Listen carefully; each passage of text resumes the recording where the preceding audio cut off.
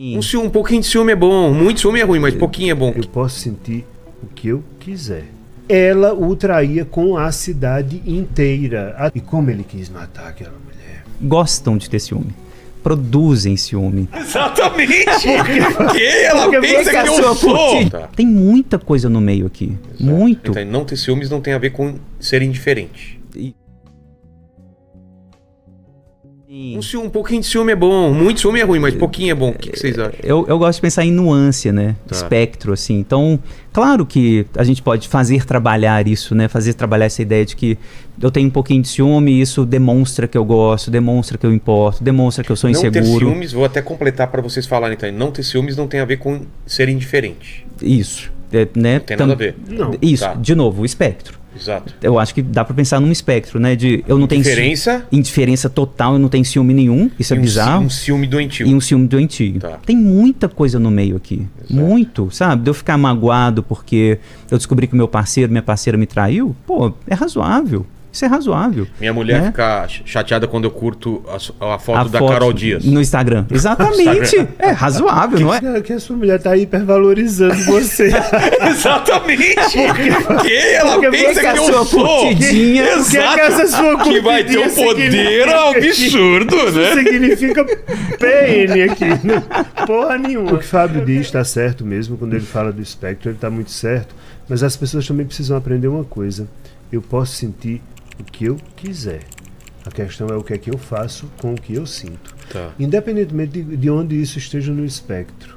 Eu posso, de fato, ser muito... Vou pegar um exemplo concreto. Tá. Eu tive tenho um paciente que ele passou no concurso, foi morar numa cidade pequena e a mulher dele ficava em casa, cuidando da casa e da filha enquanto ele trabalhava. Até que depois de um bom tempo nessa cidade trabalhando, ele descobriu que a mulher dele o traía. E que mais do que isso, não o traía com outra pessoa. Ela o traía com a cidade inteira. Ah, tá. E só quem não sabia disso era ele. Ela o traía com a cidade inteira, até com os pescadores da praia. Ela ia para a praia e transava com os pescadores na praia. Ela transava com qualquer pessoa.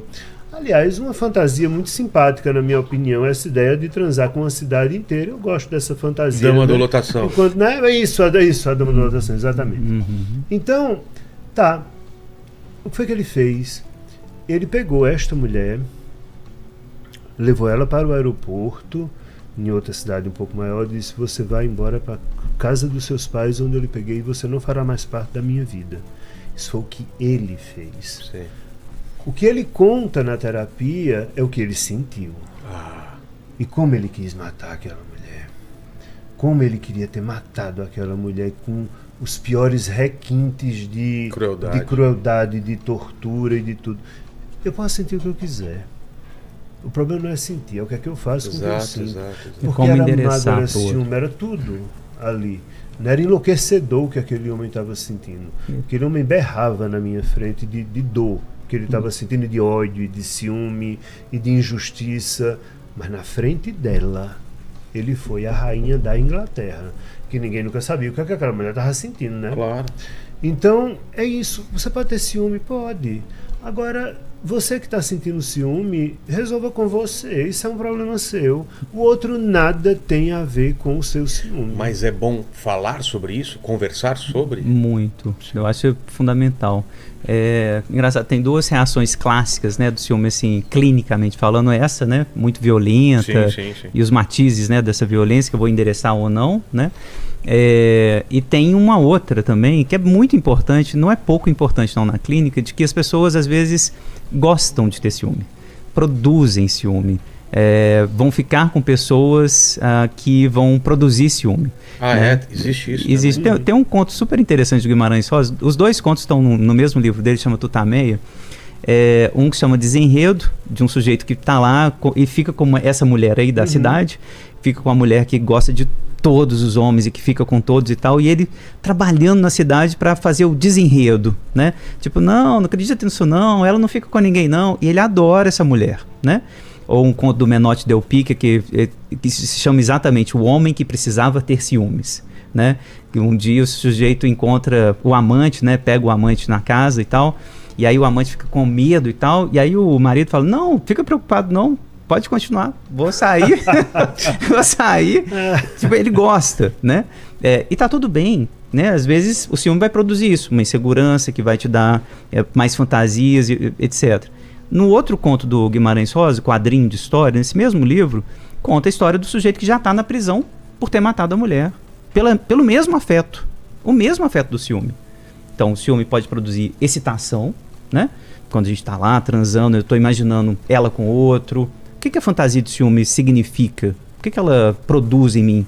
E mais, isso que o Marcos está dizendo, o que eu vou endereçar disso para o outro? Né? Vou pedir para você mudar a sua saia, ou eu vou pedir para você usar essa sainha, né? E mostrar você como um troféu, né? À noite, por exemplo. E esses olhares do outro me excitam ainda mais. Sim. Entende? Porque o ciúme me excita. Não tem uma regra aqui, né? Do que o ciúme efetivamente vai produzir e do que, claro, que o sujeito vai endereçar, né? A regra vai ser, claro, conversada. Por isso eu acho que conversar aí, assim, eu acho que é indispensável. Porque nesse sentido o catolicismo tem razão. A confissão livra do inferno. O inferno que está dentro de mim, né? Então, na hora que eu falo, que eu converso, que eu dialogo, eu me livro do inferno, do meu inferno interior. Agora, essa ideia de que o ciúme pode ser alguma coisa excitante, ela me parece muito mais válida e não entendo porque as pessoas não se ligam mais a essa versão.